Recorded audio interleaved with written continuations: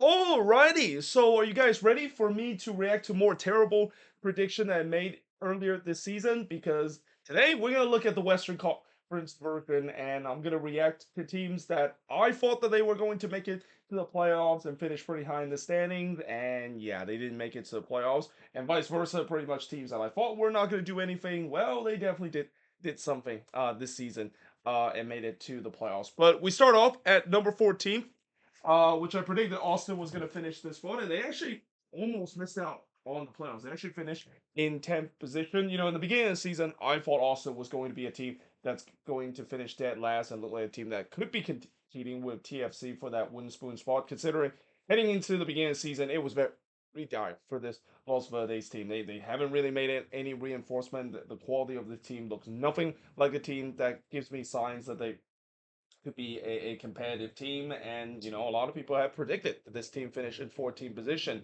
Now, to be fair, they definitely did better than what many people expected, though, you know, it's been kind of a weird season for Austin. It feels like this season, it's been a combination of all three of their season into one in terms of how they performed. They've shown at times that they've shown that resiliency of an Austin team in their second season. They have shown times where they could be a team that could be tough to beat at times in some sort of stretch. And then there are times where they shown like they look like the worst team in the league, especially on the road multiple times. So yeah, on top of all of that together, it's no surprise that they finish where they are in the standings. In other words, they were very inconsistent in terms of their performance and just didn't show that consistency enough to get themselves into the playoffs. But considering many people thought that this team was dead on to finish dead last, they did a little bit better, but that also doesn't help the fact that yeah, that I'm pretty sure Austin fans had high expectation for this team, and while that expectation clearly hasn't met,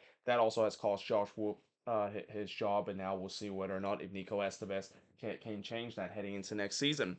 And then we get to my first bad prediction I made in the Western Conference. So I said Colorado was going to finish in 13th position.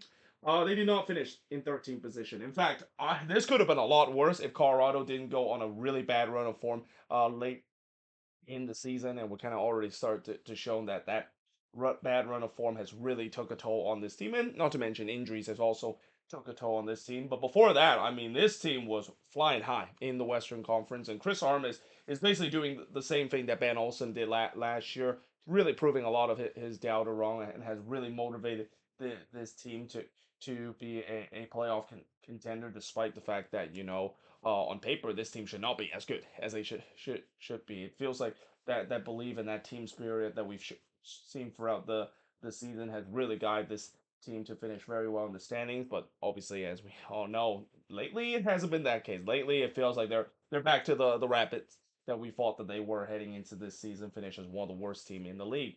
And then I said Houston was going to finish in 12th position because I thought, you know, Houston, with the way that they didn't make a lot of move, I thought they were going to suffer a bit of a setback in this season. Though I don't know if why I decided to to think that they're going to suffer such a major setback after making a Western Conference period to finish in 12th place and pretty low in the standings. And it turns out that was not the case. I mean, in some way, they did suffer a bit of a setback. I mean, this season definitely not as good as what we saw last season, and heading into the playoffs this year. You know, it's hard to say that this team could get themselves back into the Western Conference final. But one thing I think I was kind of maybe overlooked is the fact that yes, because they didn't make any moves heading in to the beginning of the season, that doesn't mean they weren't going to make any big move in the summer transfer window as well. They definitely made some big move in the summer transfer window. One of the biggest move that they made was bringing Ezekiel Ponce, a record signing, and he's done okay so far. I wouldn't say he's been spectacular, but he's been okay, and I think he's just another classic example of a player that yes, they have high expectation, but you know these players and especially these foreign players, it's going to take time in terms of adjusting to a new league and also the new system that the new team that he's joining in right now. So yeah, despite all that, I think he's been pretty good. And again, you know, I don't know why thought that the Dynamo would finish very bad this season. I probably should have put them higher in the standing. I mean, I knew they were gonna head into a regression period, not as much as I should have put them in 12th position. And in 11th place, I said the San Jose Earthquakes was going to be in that spot. I thought this year it was going to be a bit of a setback as well, considering they haven't really made a lot of moves to improve their team. And guess what? They definitely suffer a setback. And it feels like, just like I said about the Chicago Fire, the Quakes have this narrative of the fact that they can have one season where they barely make it to the playoffs, and you're thinking, oh, looks like things are going to go well, and maybe they can ride this momentum and get themselves higher in the standings the next season. Nope. Instead, they finished the worst record in the league, and it wasn't even close. I mean, this season just almost like an exact carbon copy of what we saw in 2018, and they even equal the same amount of points that they had in 2018, the worst points total a team has had. And again, this team, just like the Fire, it's stuck in that hamster wheel with the fact that it really doesn't matter who, of course, is taking charge of this team. Obviously, we've heard news that Bruce Arena looked like he could be the new head coach of the San Jose the Earthquakes, which, yeah, that's kind of a weird timeline to be in. I would have never thought that Bruce Arena would be coaching the Quakes, consider of all his time coaching with the LA Galaxy. But it really doesn't matter. We know who is the main culprit in terms of holding this team back. I don't even have to mention it because you guys probably have heard me said at least 1,000 times on this channel. But yeah, unsurprisingly, finished dead last, and it doesn't seem like it's gonna get any better until a certain person on that organization should clearly sell the team. And then I said Minnesota was gonna finish in 10th position, so I actually predicted both of my team to finish outside the playoff position, which so far in my time rooting for both of these teams going back to 2017, I think the only season where both teams miss out on the playoffs was 2018. Every single year, either one of them make it to the playoffs and the other didn't. And that I thought this was the case because I didn't have good hopes for Minnesota too because I thought this was a transitional year. This season, I had not a lot of expectation that they were going to do well. And guess what?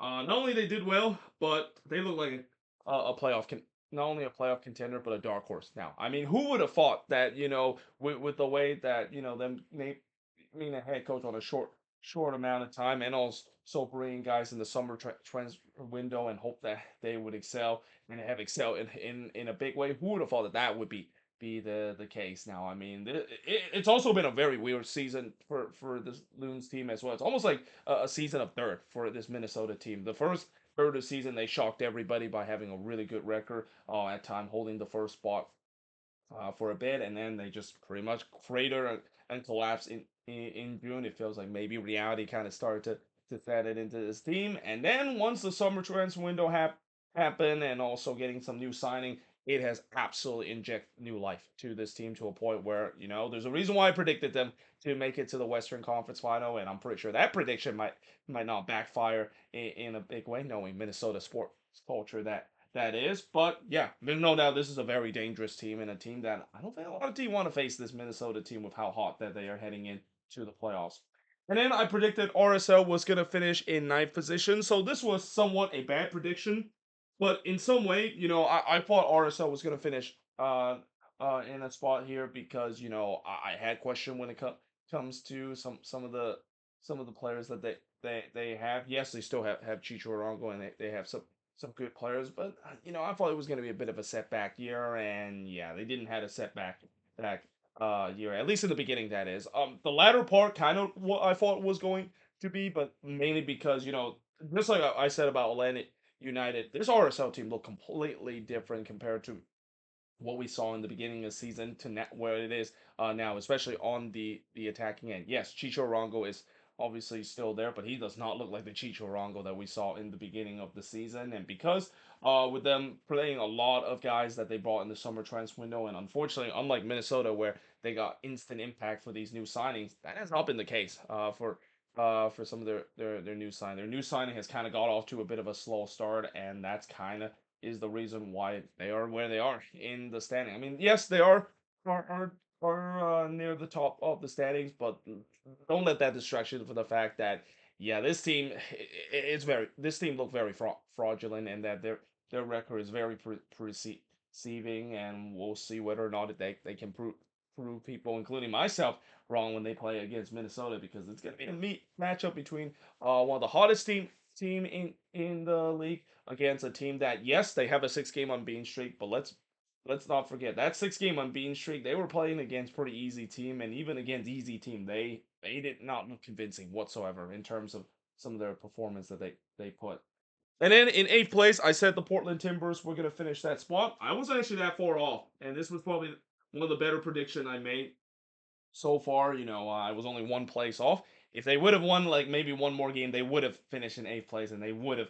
But I would have predicted exactly where they are. But knowing the fact that they had a home game against the Whitecaps, they might as well just finish in eighth place. And of course, it's unfortunate that Vancouver couldn't play in their play-in game against the Timbers at home because of event schedule conflict. But yeah, again, this is a Timber side that I don't remember what I said about them in the beginning of the season. I think I said something about the defense might hold this team back. That's what happened. The defense definitely hold this team back for part of the period. And in some way, this season feels like a very similar Portland Timbers season from the past, where this is a team that get off to such a slow start and then find some form in the second half of the season, and then just kind of got ice cold at the worst possible time in the latter part of the season, and thus we saw what happened against the Vancouver Whitecaps, an absolute shellacking. That despite that they were heading into the playoffs on a little bit poor form, wasn't thinking that they were going to get absolutely smacked by another team that was also heading to the playoffs in really poor form. That is the Vancouver Whitecaps, and again, as I said before, there's got to be a lot of question that's going to be have to answer when it comes to that defense of the fact that that's really kind of the reason why they weren't considered a playoff contender. If they actually had just even an average defense, this team would have been right up there in terms of being a contender in the playoffs. But because their defense has just been absolutely horrendous and considered to be one of the worst in the league, we saw it rear its ugly head in that playing game against the Vancouver Whitecaps, and even at times too. I mean, there was a stretch where they went 10 games in a row conceding multiple goals, and you're not going to win a lot of games when you have that kind of streak going for you. And then I've said that the LA Galaxy was going to finish in seventh position. Yeah, they didn't finish in seventh position. They finished second. Probably should have been first place if they didn't choke it away on decision day. But yeah, this is a Galaxy team that I had question about this team as well. I mean, I know that they have a good attack, but it's the same thing I said about the Portland Timbers. I have question about that defense, and I have question whether or not if it's going to be the downfall of this team, just like the Timbers. But unlike the Timbers, the Galaxy, while their defense at times has been poor, that attack is even more lethal than I thought it would be. I mean, this is arguably the best attacking team in the Western Conference, and maybe in the whole league in general, right up there with Columbus and Inter Miami in terms of the best attack. I mean, that Killer P's combination of Hood, Peck, and Painto, just a deadly combination. And let's not also forget about Jovic too, almost kind of a forgotten man at time. He's a guy that's also can bang in goals, as what we saw last night when he played against the Colorado Rapids. So yeah, because of how deadly the attack is, it has definitely masked a lot of issue with their defensive issue this season. Now, whether or not if that could be enough for them to overcome and reach MLS Cup. For me, I don't think so. I do still believe that defensive problem is going to reel its ugly head, especially when they face against a tougher opponent. I mean, yes, they put up a 5 spot last night, but it's against the Colorado Rapids, and as I said, Colorado is a team that look like they're heading downward projectile since the calendar turns to September. So it was expected that the Galaxy was going to easily heading into the next round. But once they do play against some good team like Minnesota or even their crosstown rival LAFC, that is when the big question has to be asked whether or not if that attack would step in good enough to mask the major issue that they have on the defensive part. And then in sixth place, I thought St. Louis was going to finish that spot. Yeah, they didn't finish that spot. They didn't even make it to the playoffs, and it wasn't even close as well. And again, I thought St. Louis was going to suffer a bit of a regression. I wasn't expecting an Austin FC type of regression heading into next year after an incredible first season. And again, part of that is due to the injuries that they of course suffer and all. And of course, it seems like the system that Bradley Carnell have run, the energy drink soccer kind of style that Bradley Carnell run in the second season, it feels like teams have figured that out in a big way, and that eventually led to his downfall and eventually led to his firing in the middle of the season. But again, this team would have been right up there in terms of close to be where I predicted if they would have made those signings a little bit earlier. They're another team that they really got the best out of all those players that they got in the summer transfer window, and there's no doubt that I think St. Louis is going to compete heading into next year. But again, that ugly run of form that they had for 2/3 of the season, just too much for them to overcome. And then I predict the other Midwestern team, Sporting KC, was going to finish in fifth position. Oh boy, yeah, they didn't finish in fifth position. They finished in 13th place, and let's be honest, this might be the last year I'm gonna say that Sporting KC could be a team that could do something in the playoffs and can finish high up in the standings, because every season they have a team that look like could be finished near the top of the standings, and then you remember who of course is coaching this team, and that of course is Peter Vermees. And while Peter Vermees has definitely been one of the more legendary head coach, and considered to maybe be one of the head coaches that could be belonging in the Mount Rushmore of head coaches in the MLS rank. It's pretty clear that his days of being the head coach of the Sporting KC has passed, and it's kind of sad that I know he's been there for a very long time and he has a lot of loyalty and also a lot of wiggle room of potentially getting fired, but it just feels like it's we're getting to the beginning of the end. That it feels like it's a matter of time that maybe next season might be finally the season we see Peter Remis officially removed from his duty as the head coach of the Sporting KC side. Again, the tactics that he used, it just doesn't work anymore, and not to mention injuries also play a big part of this team. I'm not surprised that that is the case, because when you basically run your team to the ground for the last couple of years as he has done, yeah, there's no doubt is the reason why they are where they are in the standings. And again, this has got to be the last season I believe that this team is going to do well. They really are kind of a team that is a massive cock tease, only to just completely fall apart. Like what we saw this season. And again, last season was the same case too. If it wasn't for that incredible run that they had in the middle of the season and also near the end of the season, that team would have finished right around the same spot that they did this season, finishing in 13th position. And then we look at the Vancouver Whitecaps, who I thought they were gonna finish in fourth position. And to be honest, Vancouver for most part of the season, this was where they were, or around this spot. I would have got this prediction right if they didn't just completely fall apart in the months of September and October, and then somehow magically found that good run of form that they had in the beginning of the season in the playing game against the Portland Timbers. I mean, it's kind of weird to see that the Whitecaps can do it, where they just kept completely turn it around just like that. Although I guess that kind of helps when you face against a team that also isn't playing well heading into the playoffs. But yeah, again, I would have got this prediction correctly. I knew this team had potential, especially the attack. I really love that dynamic duo of White and Goal. But now it seems like adding Stuart Armstrong into this team, it seems like we might see not just a dynamic duo, we might see a trio of attacking threat for this Whitecaps team, and maybe even see more of the Scottish connection with both Armstrong and Gall connecting on the goal scoring and assisting chart as well. But again, the bad run of form that they have, if they just didn't just somehow how fall apart late in the season, they would have finished where I thought they were in the standing. And now it's kind of weird for me to say, is this a team could be enough to turn things around? I mean, that 5-0 win against the Timbers is great and all. What can they do it again, especially now that they have to face against a team that they're looking to trying to get revenge after last season getting knocked down in the first round against LAFC. And then I said FC Dallas was going to finish in third position, and as I said, this prediction is full of bad ones, and this is another one of them.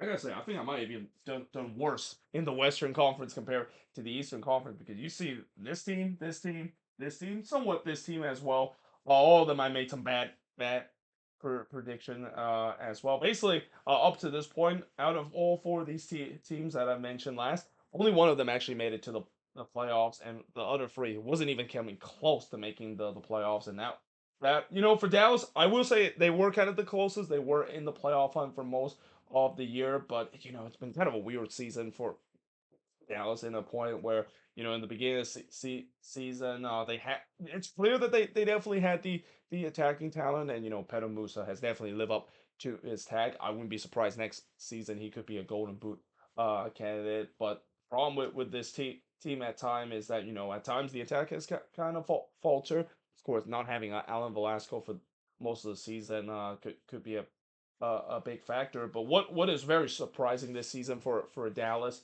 is that defense just completely collapsed. I mean, that defense has been just a staple of this team, and that's also kind of what I come in consideration, that I thought this attack was gonna be good with the upgrade, and I already know that the defense can lock it down, but it has been the defense that has been more of a problem. I have not seen a lot of times where a team can have one season where their defense is very good, and then the next season they just completely fall apart. And it's not like this defense, they change a lot of players. Most of the back line is still the same player, and it's just been a tough year for that back line. And even the goalkeeper Martin Paz just doesn't look like anything like he was last season, being that one of the best goalkeeper and probably one of the most underrated goalkeeper in the league as well. And as a result, with those all that issue, and also not to mention Nico Estevez kind of holding this team back, and Peter Lucien kind of able to fix some of the issue, but maybe a lot of that is because of the new head coach boost. And lately they kind of look like they revert back to the form that they were under Nico Estevez, a very inconsistent team, and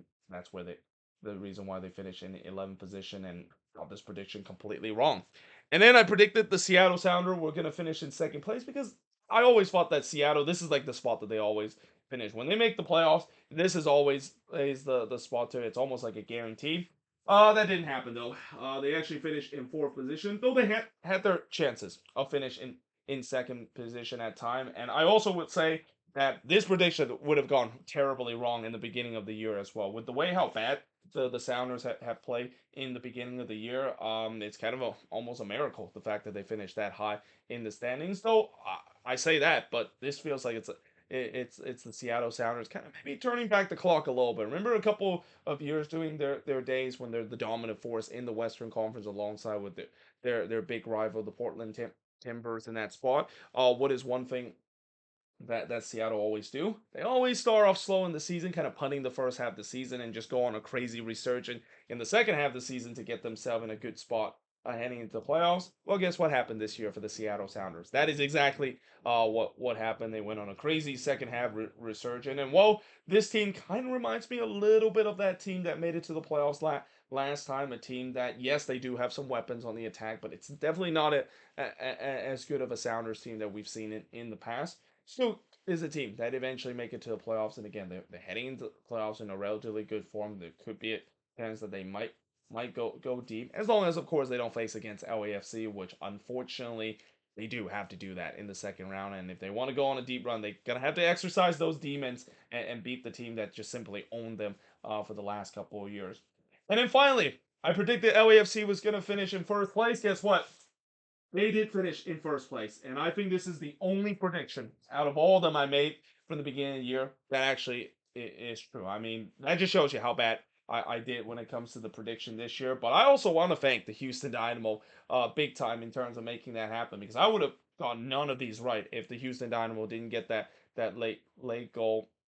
And I also personally want to thank Daniel Steres, of course, scoring that late goal, because if it wasn't for his late goal, LAFC would have finished second place, and I would have got that prediction wrong. But still, I was not that far off. So yeah, thank you for that. And that, again, when I say LAFC was gonna finish in first place this season, I wasn't expecting them to finish in first place at the very last day of the season. I think they were. I predicted that they were going to be the class of the Western Conference, and at times they, of course, have shown that. But at times that they had shown their struggle whatsoever. But again, just like last year, it feels like it's a similar story for LAFC. They kind of had a bit of a downward turn around September, but once the calendar hits October, once playoff time happened, they started to hit form. It almost feel like they're doing that on purpose, just so that they can just maybe rest a little bit before we get into the stretch, because the old saying, you want to hit yourself hot at the right time to make a playoff push. And this is a team that